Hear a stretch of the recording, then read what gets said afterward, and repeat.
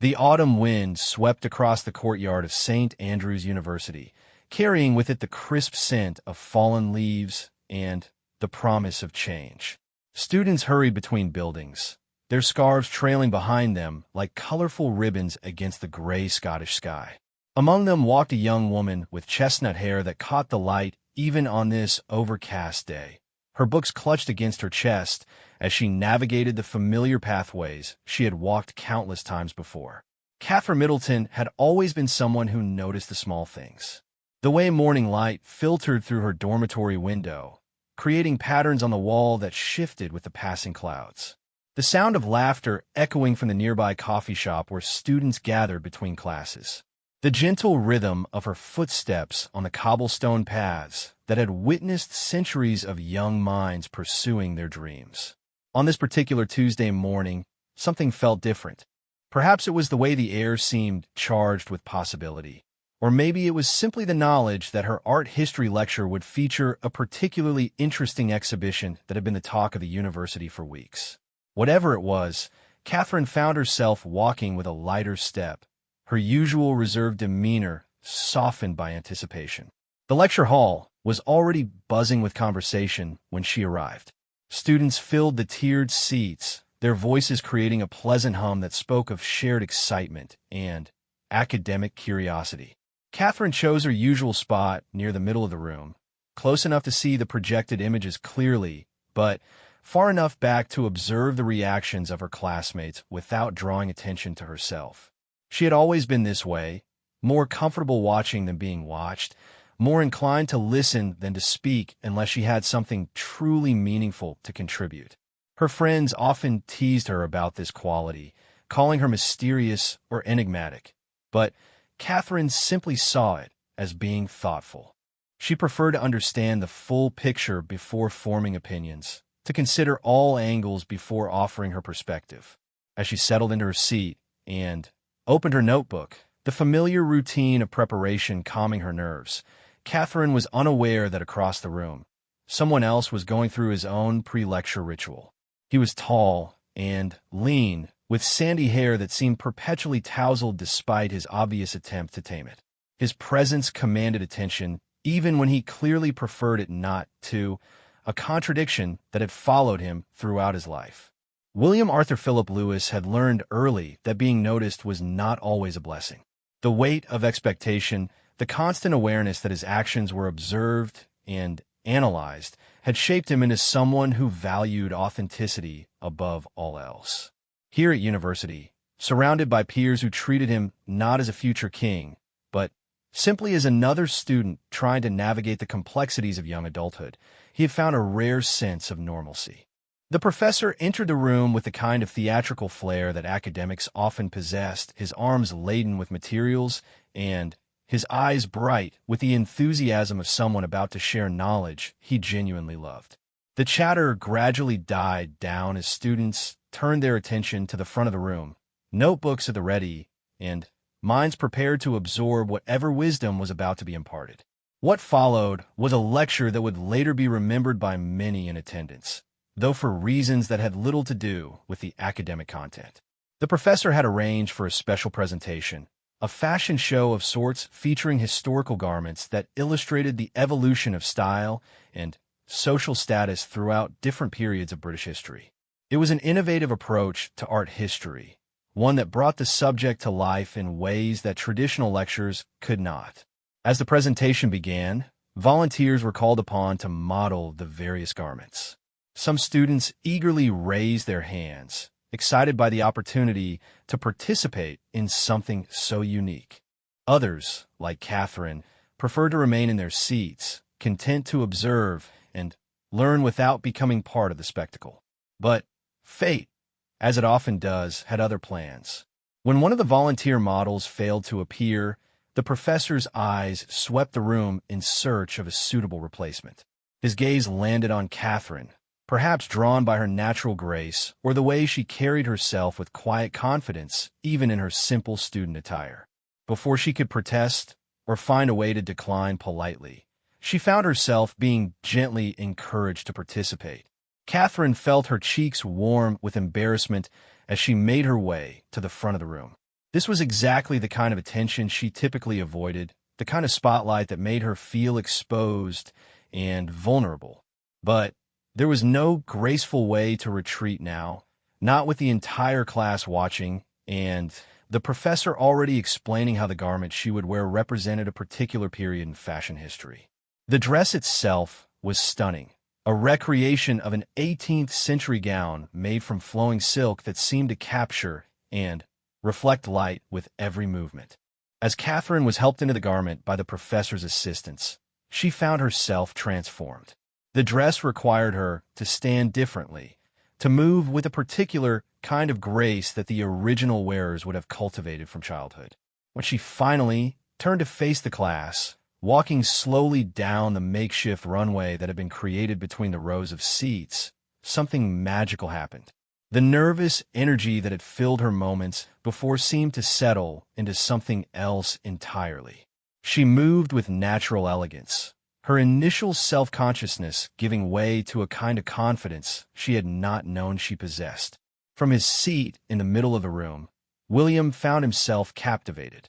He had attended countless formal events, had seen a share of beautiful women in elegant gowns, but there was something different about this moment. Perhaps it was the unexpected nature of it, the way this quiet classmate had been transformed into something ethereal and graceful. Or maybe it was the genuine, unguarded expression on her face as she navigated this unfamiliar situation with such natural poise. As Catherine reached the end of her walk and prepared to turn back toward the front of the room, their eyes met for just a moment. It was one of those instances that seems to stretch beyond its actual duration, a connection that neither fully understood but both felt deeply. In that brief exchange, something shifted, though neither would recognize the full significance of that moment until much later. The rest of the lecture continued without incident.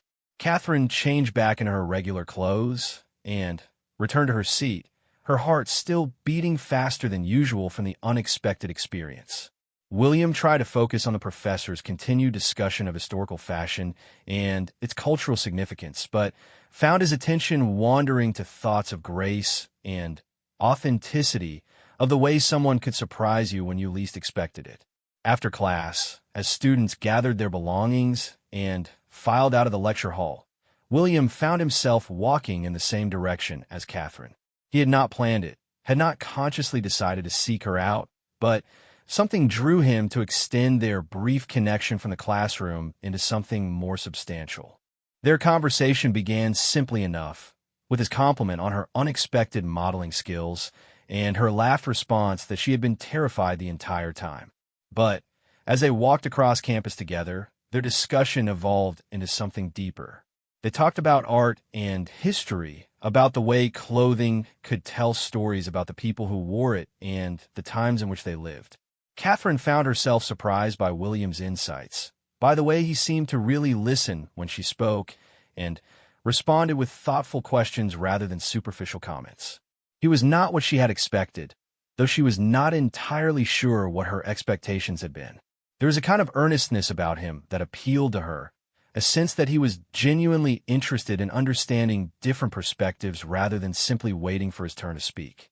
For William, the conversation was a reminder of why he had chosen to attend university in the first place. Here was someone who engaged with ideas for their own sake, who seemed genuinely curious about the world around her rather than impressed by status or position. Her questions challenged him to think more deeply about subjects he had previously considered only superficially, and her observations revealed a kind of intelligence that was both sharp and compassionate. As they reached the point where their paths would naturally diverge, neither seemed eager to end the conversation. There was something comfortable about talking with each other, a sense of connection that both had experienced rarely in their young lives. William found himself suggesting they continue their discussion over coffee, and Catherine, despite her usual caution about new social situations, heard herself accepting. The coffee shop they chose was one of those cozy establishments that university towns seem to specialize in, with mismatched furniture and walls covered in local artwork. The atmosphere was casual and welcoming, the kind of place where students could spend hours nursing a single cup of coffee while working on assignments or catching up with friends.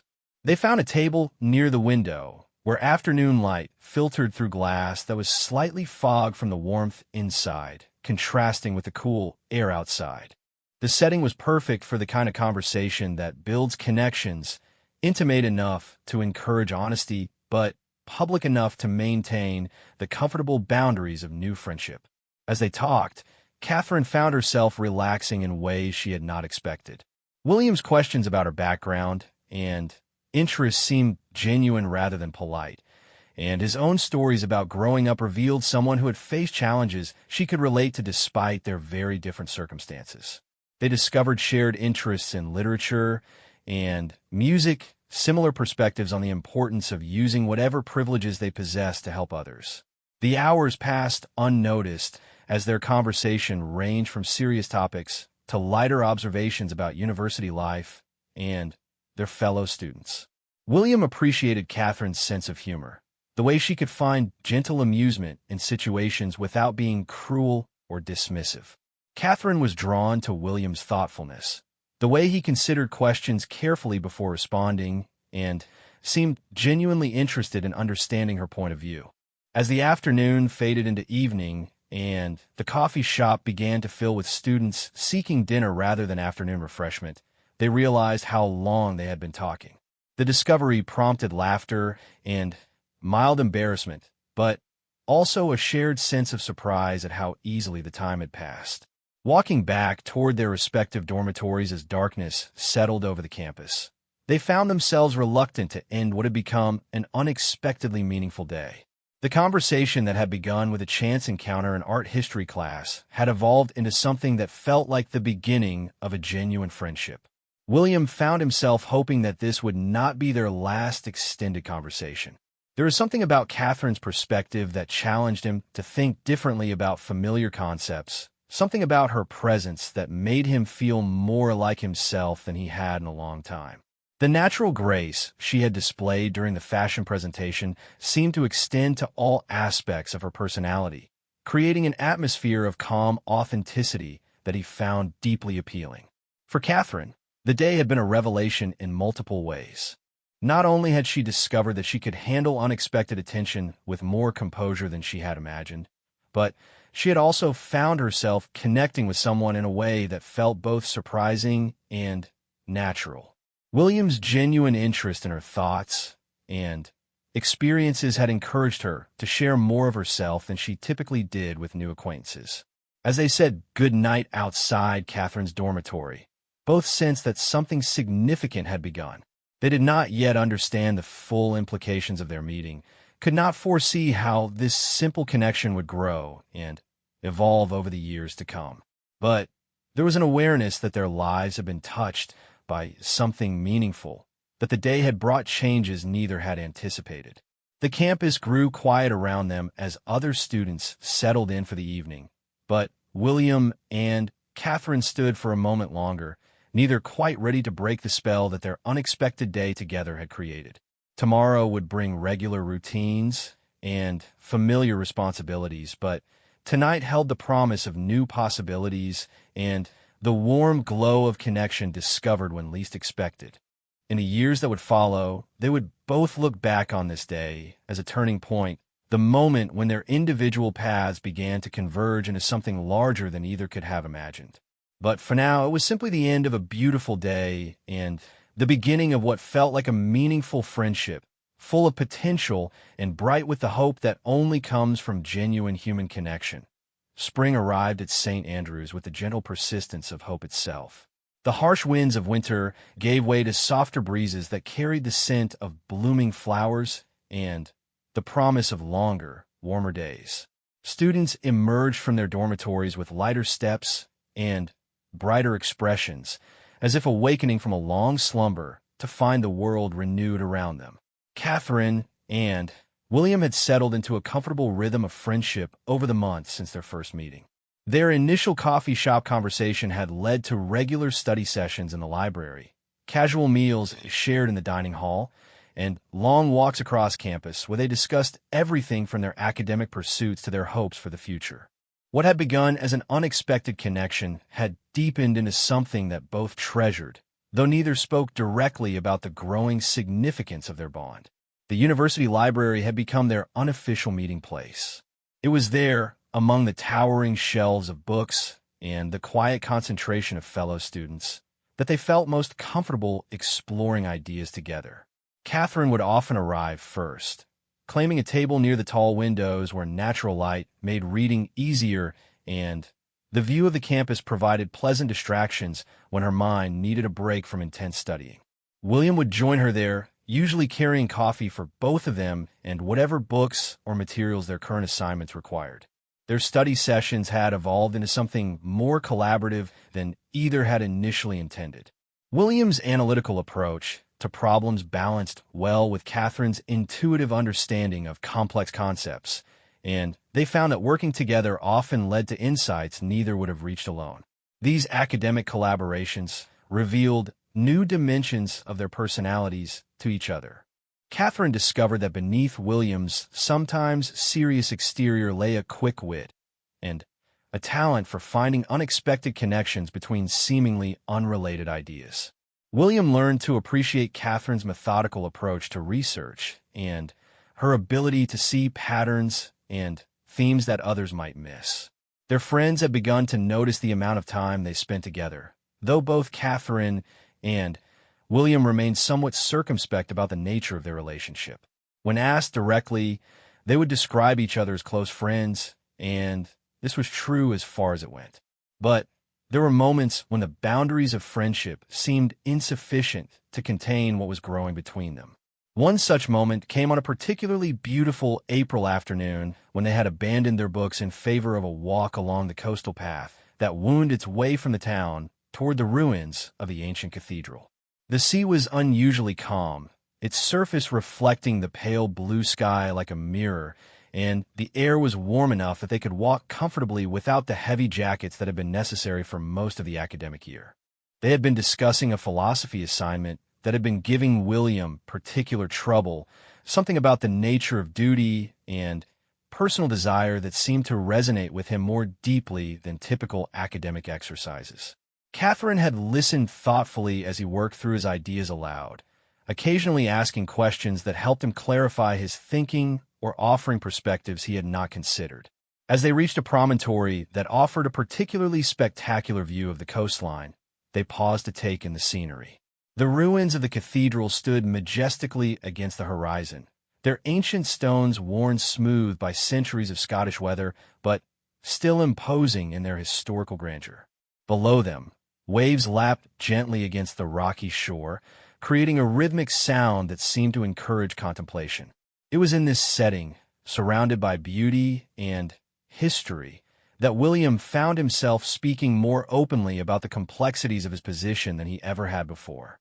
He talked about the weight of expectations that had shaped his entire life, the way every decision was viewed not just in terms of its immediate consequences, but for its potential impact on institutions and traditions that stretch back centuries. Catherine listened without judgment, understanding instinctively that this was not a conversation that called for solutions or advice, but rather for the simple gift of being truly heard. She could see how the burden of constant scrutiny had affected him, how it had made him careful and measured in ways that sometimes conflicted with his natural inclinations toward spontaneity and genuine connection. When he finally fell silent, they stood together looking out over the water, each lost in their own thoughts.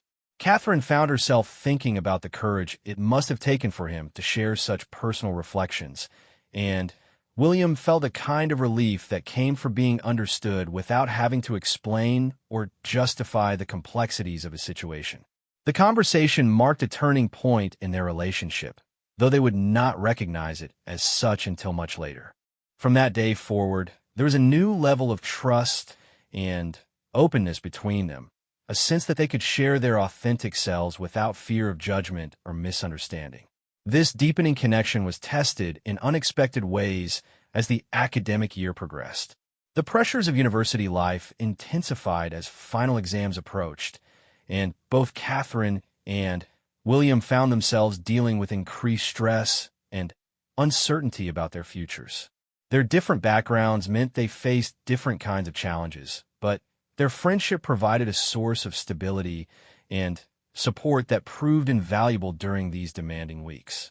Catherine was struggling with decisions about her summer plans and her academic focus for the following year. She had been accepted for an internship at a prestigious art gallery in London, but she was also considering staying in Scotland to work on an independent research project that had captured her imagination. The choice represented more than just a summer commitment. It reflected deeper questions about what kind of life she wanted to build and what values would guide her decisions. William faced his own set of pressures as the end of his first year approached. Family expectations and royal obligations were beginning to intrude more significantly into his university experience, reminding him that his time as an ordinary student was always going to be limited. He found himself torn between his desire to make the most of his remaining time at St. Andrews and his growing awareness of the responsibilities that awaited him beyond the protective bubble of university life. Their study sessions during this period took on a different quality, marked by longer silences and more serious conversations about life after graduation. They supported each other through the stress of finals, sharing resources and encouragement in equal measure. Catherine's natural ability to remain calm under pressure had a steadying effect on William, while his confidence and analytical skills helped her approach her exams with greater assurance. The night before their last major exam, they found themselves walking through the town center long after most shops had closed and other students had returned to their dormitories for last-minute cramming. The streets were quiet except for the occasional sound of laughter drifting from the local pubs, where some students had decided that relaxation was a better preparation strategy than continued studying. They talked about their memories of the year, the friendships they had formed, and the experiences that had shaped their understanding of themselves and their place in the world. Both acknowledged how much they had learned outside the formal curriculum, how their time at university had changed them in ways they were still discovering. As they walked past the building where they had first met in art history class, Catherine found herself remembering that autumn day when a simple gesture of participating in a fashion presentation had led to everything that followed. She mentioned this to William, and he admitted that he had been thinking about the same thing, about how unpredictable and precious the moments were that changed the direction of one's life. The conversation turned to their plans for the summer and beyond. Catherine had decided to take the London internship, partly because the opportunity was too valuable to pass up, and partly because she had begun to feel ready for new challenges and experiences. William would be returning to his family's estate for part of the summer before beginning his military training, a path that had been planned for years, but which he was approaching with new questions about duty and personal fulfillment. As they discussed these upcoming changes, both felt the weight of uncertainty about when and how they would see each other again. Their lives were about to take different directions, and while they maintained their friendship was strong enough to survive the separation, there was an underlying sadness about the end of this particular chapter of their relationship. The night was growing late when they finally returned to the campus, but neither seemed eager to end what felt like an important conversation. They found themselves sitting on a bench near the library, surrounded by the familiar sights and sounds of the university that had become so meaningful to both of them over the course of a year. It was there, in the quiet of the late spring night, that William found the courage to say what he had been thinking for weeks but had not known how to express. He told Catherine how much their friendship had meant to him, how she had helped him see possibilities for authentic connection that he had not believed were available to someone in his position. Catherine's response was characteristically thoughtful and genuine. She spoke about how knowing William had challenged her own assumptions about privilege and responsibility, how their conversations had encouraged her to think more deeply about the ways she might use her own advantages to contribute something meaningful to the world. What neither said explicitly, though both felt keenly, was that their connection had evolved beyond the boundaries of ordinary friendship.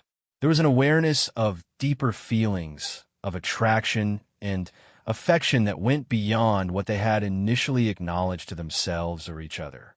But the timing felt uncertain, with summer plans already made and futures that seemed to pull them in different directions.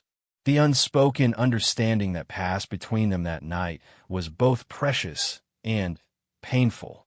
They recognized that they cared for each other in ways that transcended simple friendship, but they also understood that acting on those feelings would require courage and commitment that neither felt ready to offer in the face of so much uncertainty about their individual futures.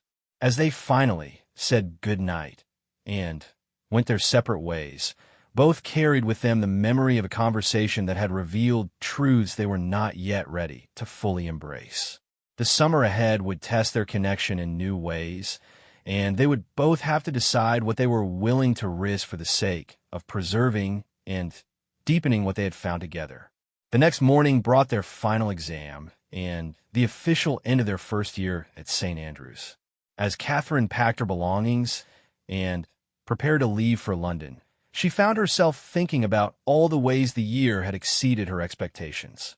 She had come to university seeking education and independence, but she had found something more valuable and complicated in the process.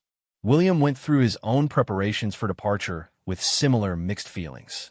The year had given him a taste of the kind of life he had always wondered about, but never fully believed he could experience. His friendship with Catherine had shown him what it felt like to be valued for himself rather than his position, and leaving that behind felt like a significant loss, even though he hoped it would prove to be only temporary. Their goodbye was deliberately casual, both understanding that anything more emotionally charged would make the separation harder to bear. They promised to stay in touch during the summer, to write letters, and perhaps arrange to see each other if their schedules permitted. But underneath these practical arrangements lay deeper hopes and fears about what the months apart might mean for their relationship. As Catherine's train pulled away from the station, carrying her toward new experiences in London, she watched the Scottish countryside roll past her window and thought about how much her life had changed since that first day in art history class. The summer ahead would bring new challenges and opportunities, but it would also provide time to reflect on what she had discovered about herself and about the kind of future she wanted to build. William, preparing for his own journey home, felt a similar sense of transition and possibility. The summer would bring familiar responsibilities and well-established routines, but it would also give him space to think about the choices that lay ahead and the kind of person he wanted to become as he moved beyond the protective environment of university life. Neither could have predicted how much the time apart would intensify their appreciation for what they had found together, or how the experiences of the summer would clarify their feelings about each other and about the risks they were willing to take for love. London in summer held a different energy than the quiet Scottish town Catherine had grown accustomed to during her university year. The city pulsed with activity from early morning until late at night, its streets filled with tourists, business professionals, and fellow students all pursuing their own versions of opportunity and adventure. The art gallery where Catherine had secured her internship was located in a converted Victorian building in Chelsea, its elegant facade a perfect reflection of the sophisticated world she was about to enter. The work itself proved to be everything Catherine had hoped for and more challenging than she had anticipated. Her days were filled with research on upcoming exhibitions, assistance with catalog preparation, and the careful handling of artworks that represented centuries of human creativity and expression. The gallery's permanent collection included pieces that had only existed in textbooks during her university studies, and being able to examine them closely to understand their texture and dimensionality in ways that photographs could never convey felt like a privilege she never took for granted. Her colleagues at the gallery were a mix of seasoned professionals and young people like herself who were passionate about art and eager to learn from masters in the field. The work environment was demanding but supportive, with supervisors who expected excellence but were willing to invest time in teaching the skills and knowledge necessary to meet those expectations. Catherine found herself thriving in this atmosphere of high standards and genuine appreciation for craftsmanship and artistic vision. The flat she shared with two other interns was small, but comfortable, located in a neighborhood that perfectly captured London's blend of historical architecture and contemporary energy. Her flatmates were pursuing their own internships in fashion and publishing, and their evening conversations often revolve around their discoveries about professional life and their growing understanding of what they hope to achieve in their careers. Despite the richness of her London experience, Catherine found her thoughts frequently returning to Scotland and to the friendship she had left behind. William's letters arrived regularly, written in his careful handwriting on heavy paper that spoke of tradition and permanence. His descriptions of his summer activities were entertaining and thoughtful, but it was the more personal reflections woven throughout his correspondence that Catherine treasured most. He wrote about the challenge of balancing family expectations with his growing sense of who he wanted to become as an individual. Military training had begun, and he described the physical demands and mental discipline required, but also the satisfaction he found in mastering new skills and working alongside others who valued competence and dedication over social position. His letters revealed someone who was maturing rapidly, gaining confidence while also deepening his understanding of the responsibilities that came with his unique circumstances. Catherine's own letters to William explored her discoveries about the art world and about herself. She wrote about the confidence she was developing in professional settings, the way her natural observation skills and diplomatic nature served her well when working with artists, collectors, and gallery visitors. But she also shared her moments of uncertainty and homesickness, her questions about what path she should choose when her internship ended, and she returned to university for her second year. What neither mentioned explicitly in their correspondence was how much they missed each other's company. The intellectual stimulation and emotional support they had provided for each other at university had become such a natural part of their daily experience that its absence created a noticeable gap in their lives. Catherine found herself composing mental letters to William throughout her days, sharing observations and experiences with him in her mind, even when she was surrounded by new friends and exciting opportunities. William experienced a similar sense of Catherine's continuing presence in his thoughts. During particularly challenging moments in his training, he would remember conversations they had shared about perseverance and personal growth, and her voice in his memory would provide encouragement when the physical and mental demands seemed overwhelming. When he encountered something beautiful or interesting, his first impulse was to describe it to Catherine, to see it through her eyes as well as his own.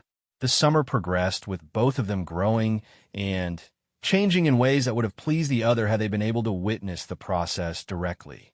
Catherine's confidence in professional settings increased weekly, and her supervisors began giving her more substantial responsibilities that acknowledged her developing expertise. She contributed research to several major exhibition catalogs and had the opportunity to attend high-level meetings with artists and collectors that provided invaluable insight into how the art world functioned at its highest levels. William's military training was teaching him leadership skills and physical discipline, but perhaps more importantly, it was providing him with experience working alongside people from very different backgrounds than his own. The camaraderie he developed with fellow trainees was based purely on mutual respect and shared challenges, and he found this kind of straightforward relationship refreshing after a lifetime of more complicated social dynamics. As summer began to transition toward autumn, both Catherine and William started looking forward to their return to St. Andrews with increasing anticipation. The approaching reunion had taken on significance that went beyond simple excitement about continuing their education or seeing old friends. The months of separation had clarified for both of them how much their connection meant and how much they hoped it might develop into something deeper. Catherine's final weeks in London were marked by increased responsibility at the gallery and several social events that introduced her to established figures in the art world. These experiences broadened her understanding of potential career paths and helped her envision a future where she might contribute meaningfully to the preservation and presentation of cultural heritage. But they also reinforced her appreciation for authentic relationships based on genuine compatibility rather than social convenience. The farewell party organized by her colleagues at the gallery was a bittersweet affair. Catherine had formed real friendships during her internship, and several of her supervisors encouraged her to consider returning to work with them after graduation. The possibility was appealing, but Catherine found herself more excited about the immediate future than about long-term career planning. The prospect of seeing William again had taken on an importance that surprised her with its intensity. William's summer concluded with a military exercise that tested everything he had learned during his training. The experience was demanding, but ultimately successful, and he felt a sense of accomplishment that came from meeting challenges through his own effort rather than through any advantage of birth or position. His commanding officers expressed satisfaction with his progress, and he looked forward to continuing his military education alongside his university studies. The journey back to St. Andrews felt different for both of them than their departure in the spring had. Then, they had been leaving behind a year of discovery and growth, unsure about what the summer would bring or how it might change them. Now they were returning with new experiences and perspectives, but also with increased clarity about what they valued most and what they hoped to pursue in the months ahead. Their reunion took place on a crisp September afternoon in the same coffee shop where they had shared their first extended conversation nearly a year earlier. Catherine arrived first, choosing a table near the window where she could watch for William's approach while trying to calm the nervousness she had not expected to feel. The summer had given her confidence in many areas, but it had also made her more aware of how much her friendship with William meant to her. When William entered the coffee shop, scanning the room until his eyes found Catherine, the smile that crossed both their faces spoke of relief and joy that their connection had survived the months of separation. The conversation that followed was initially careful, as if they were both testing whether the ease they had shared before was still present. But within minutes, they had fallen back into the comfortable rhythm of genuine communication that had characterized their friendship from its beginning. They talked for hours, sharing stories from their summer experiences and exploring how those experiences had affected their perspectives on everything from career ambitions to personal relationships. Catherine described the excitement of working with masterpieces of art and the satisfaction of contributing to projects that would educate and inspire gallery visitors. William spoke about the physical and mental challenges of military training and the unexpected pleasure he had found in leading others and working as part of a team with shared objectives. But underneath these surface conversations lay deeper currents of emotion that both were aware of but neither quite ready to address directly. The summer had intensified their feelings for each other while also providing perspective on how rare and valuable their connection was. They had each spent months surrounded by new people and new experiences, but none of those relationships had offered the combination of intellectual stimulation, emotional support, and simple enjoyment that they found in each other's company. As evening approached and the coffee shop began to empty of its afternoon customers, they realized they had been talking for most of the day without awareness of time passing. The discovery prompted laughter and a shared sense of wonder at how naturally they had fallen back into their old patterns of communication. But it also created awareness that their friendship had evolved during the separation, becoming something that required more intentional acknowledgement and perhaps more courage to pursue. Walking back toward campus as darkness settled over the town, they found themselves moving more slowly than necessary, reluctant to end their first day together after so long apart. The conversation had revealed how much they had both grown during the summer, but also how much their feelings for each other had deepened. What had begun as friendship was clearly becoming something more significant, though neither was certain how to navigate this evolution. The campus looked the same as it had when they left in the spring, but their perspective on it had changed dramatically. They were returning as second-year students with greater confidence and clearer sense of direction. But they were also returning as two people who had discovered that their connection transcended the boundaries of ordinary friendship. The question that remained unspoken between them was whether they were ready to acknowledge and pursue the deeper relationship that seemed to be developing naturally from their foundation of mutual respect and affection. Their second year at St. Andrews began with both of them approaching their studies with greater focus and ambition than they had possessed as first-year students. Catherine's internship experience had given her practical knowledge that enhanced her academic work, while William's military training had taught him discipline and leadership skills that served him well in group projects and extracurricular activities. But perhaps more importantly, their summer experiences had given them greater confidence in their own judgment and their ability to navigate complex social and professional situations.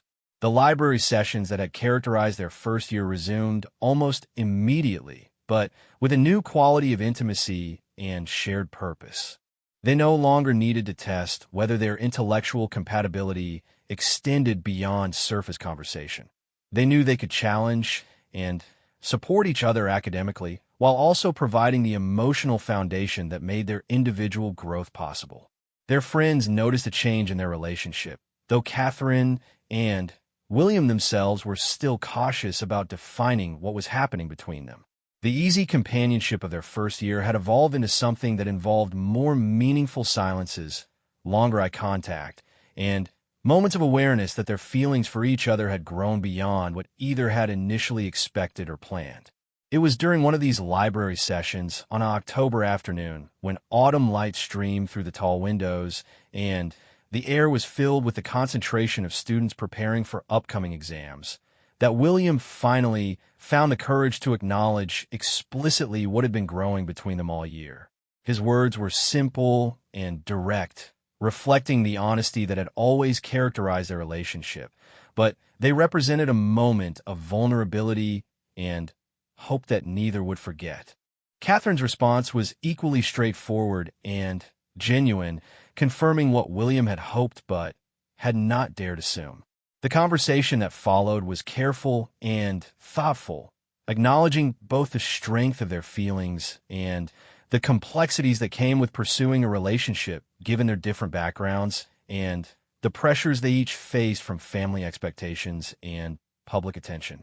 What they agreed upon was that their connection was too valuable and too rare to abandon out of fear or uncertainty. They would proceed thoughtfully, maintaining the friendship that had always been the foundation of their relationship, while exploring the deeper possibilities that had emerged naturally from their shared experiences and mutual respect. The decision felt both momentous and completely natural, the logical progression of everything that had brought them to this point.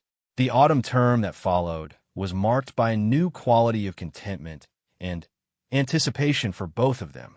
They had acknowledged their feelings honestly and committed to exploring their relationship with the same care and integrity that had characterized their friendship from its beginning. The future remained uncertain, full of challenges and pressures that neither could fully anticipate, but they faced it together with confidence in their connection and hope for what they might build together.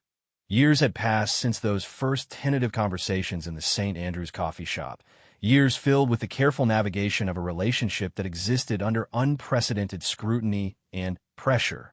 Catherine and William had graduated from university and moved into the complex world beyond academic life, where their connection had been tested by distance, duty, and the relentless attention that came with William's position.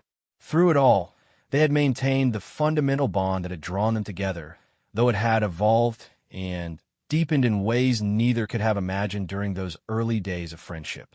The morning sun filtered through the tall windows of Westminster Abbey, casting colored light through ancient stained glass onto stone floors that had witnessed centuries of royal ceremonies. The Abbey was filled with guests representing nations around the world, family members, friends, and dignitaries who had come to witness a moment that would be remembered throughout history. But for Catherine, standing in the quiet chamber where she was making her final preparations, the magnitude of the day felt both overwhelming and surprisingly intimate.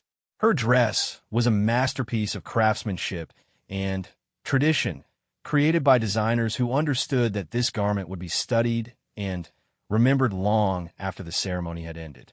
The ivory silk satin fabric flowed in clean lines that honored both contemporary elegance and historical precedent, while the delicate lace appliques told stories of British craftsmanship and royal heritage.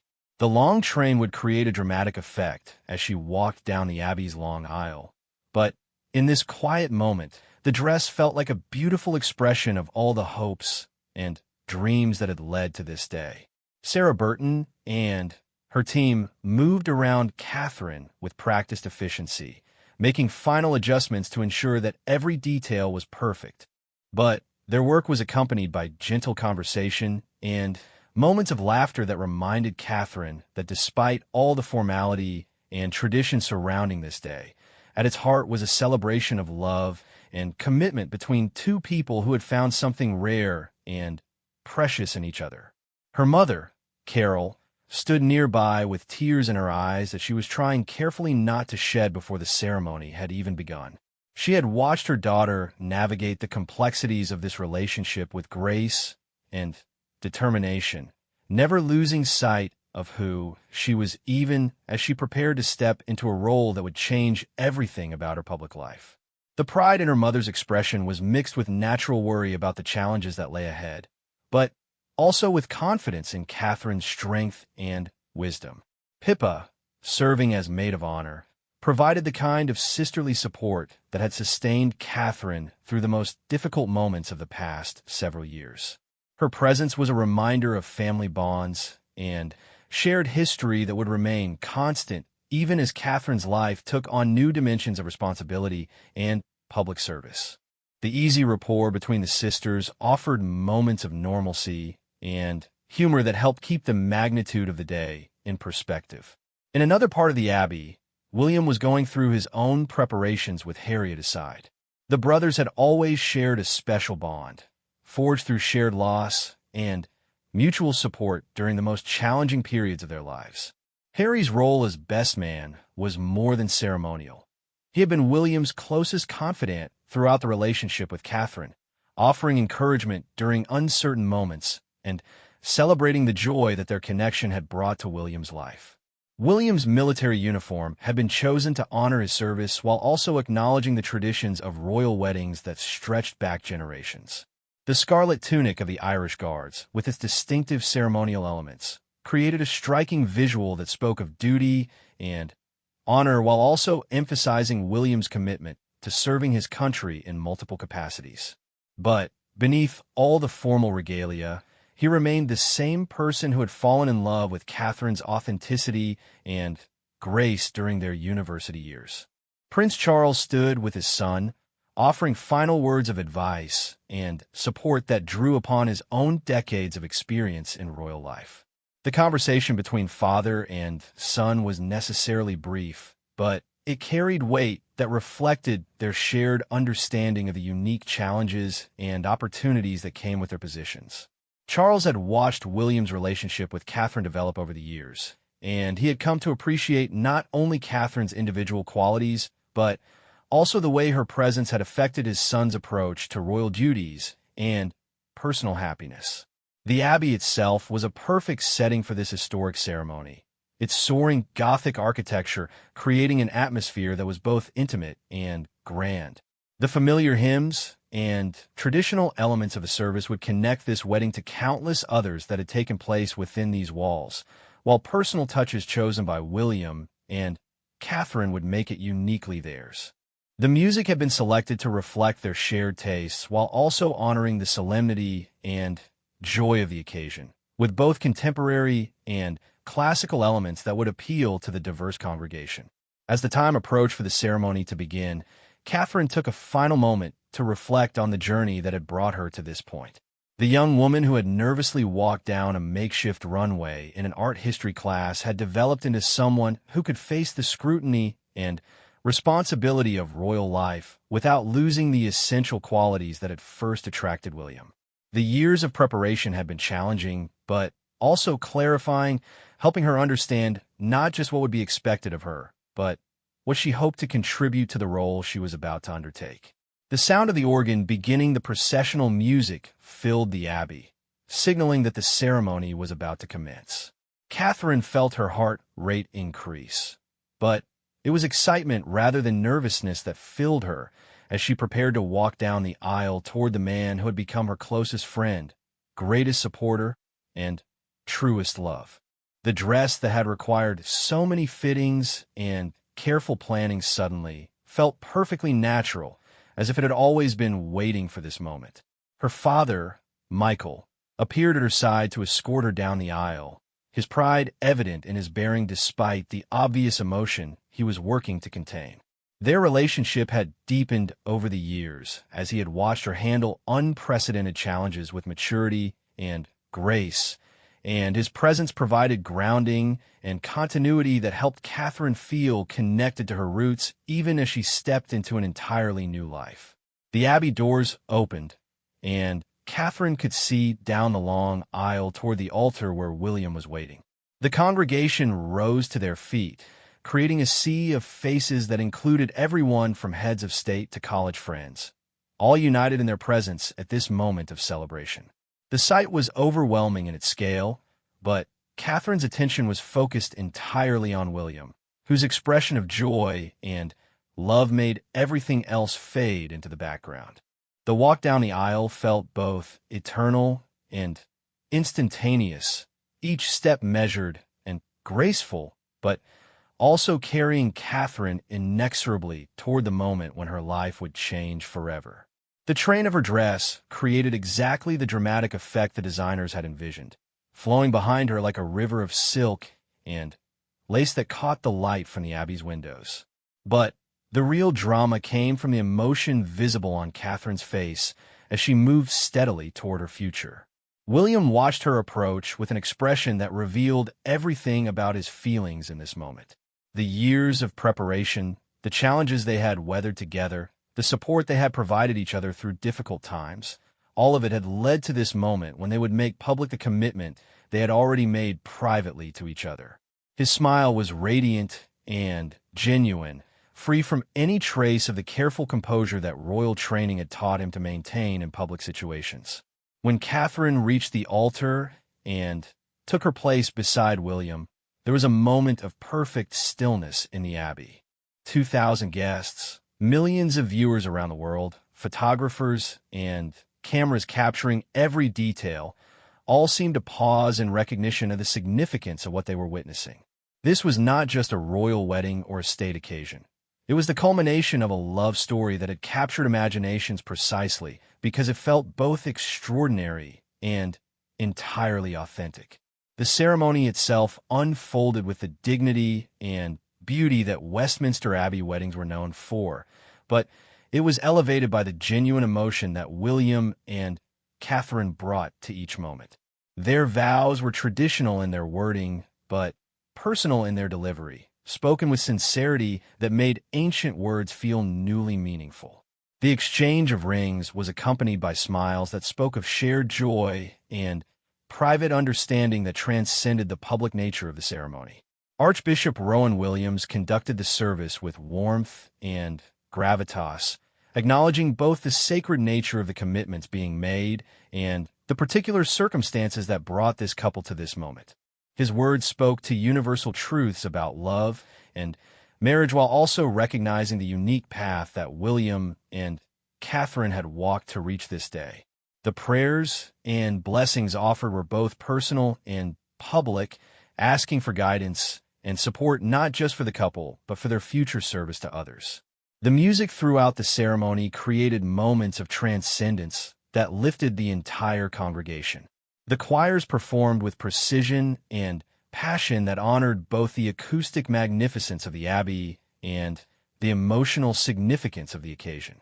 Catherine had specifically requested certain pieces that held personal meaning, and hearing those familiar melodies in this context created bridges between her private memories and this most public of moments. When the Archbishop pronounced them husband and wife, the joy that filled the abbey was palpable. William and Catherine's first kiss as a married couple was brief, but tender, a moment of intimacy shared with the world, but also deeply personal in its simplicity and genuine affection. The congregation's response was immediate and heartfelt, with applause and expressions of celebration that reflected the widespread goodwill and hope that had surrounded this wedding from its announcement.